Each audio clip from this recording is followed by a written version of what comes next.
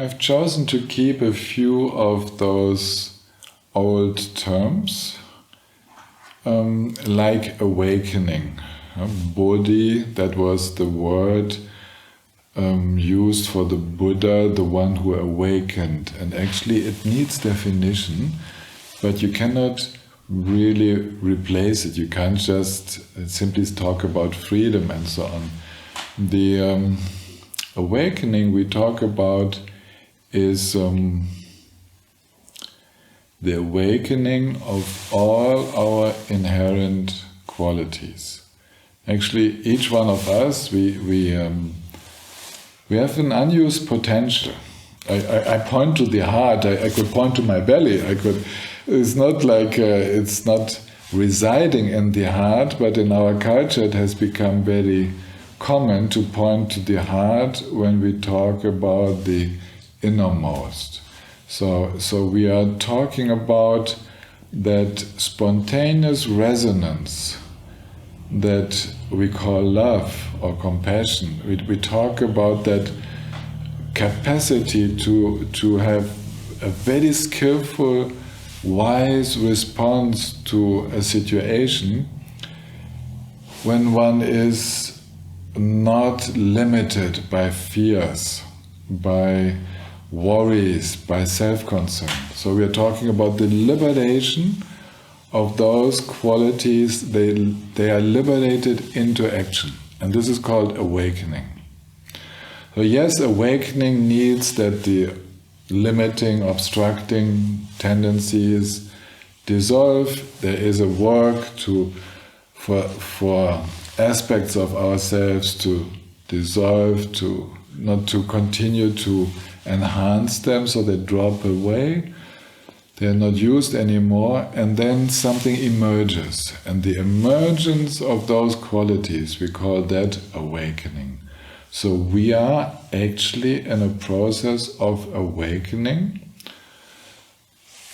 Anytime when there is the emergence of these inherent, completely sane, trustworthy qualities, they awaken in us. And that is a special point in the process of awakening, when there are the first glimpses, the first insights into a way of being where the self, the so-called self, is completely forgotten.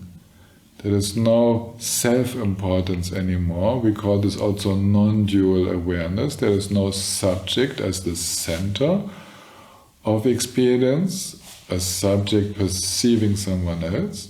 Actually, it's the dropping away of that unnecessary complication, and one awakens to a panoramic way of being, which is also timeless, which does not compare with past, present, future.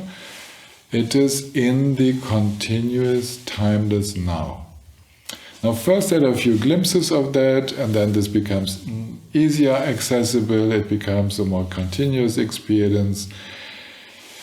That is the continuation of awakening until we talk then of a more and more complete awakening. So this is a very important notion, and it is that awakening, this process and the knowledge about how that process works, that's what I would love to preserve for future generations. That's what I would love my grandchildren to have, accessible, in easy reach, with people who know how to communicate, who take good care. So if they wish, they can go there and they can benefit from that. So that's what I would say. Ekayana is not about this house. This house, we will have done it in a few years, 5-6 years, no one talks about it anymore. What is much more important is, for example, our media library, our website, our courses, all the text we translate, the publications in our publishing house, all the multiplicators, the people which come out from here and the various activities where we train them, who go into the world. So we're talking about already more than 100 who have been trained now, and we are talking about thousands in the future who are trained in that and go out and continue training others. So we talk about investing in, we could say, investing in an Ekayana forest of many green trees which absorb carbon dioxide and breathe out oxygen and give refuge, they give shelter to others. You can go there, you can learn, you can grow up and pass on the message to the next generation. So the true Ekayana forest is one of many green trees where the people growing, becoming strong, passing it on to others.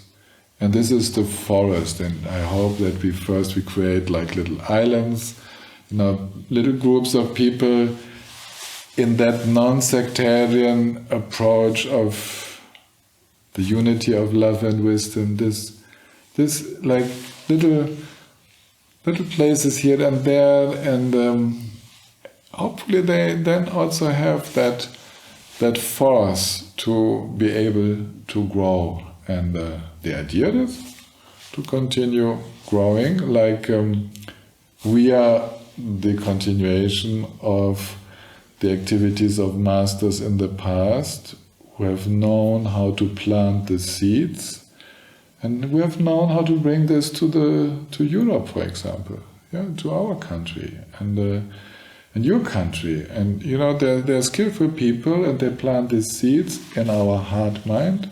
The seeds grow during a lifetime, and already we have the fruits. And the fruits are not only what the freedom we develop, actually it's what we can see in others, the inspiration which is passed on. And Ekayana says yes to complete dissemination of wisdom in this world. So that's the idea. Always a contemporary version of that good old wisdom that we have benefited from already, and that will continue, that will need to continue.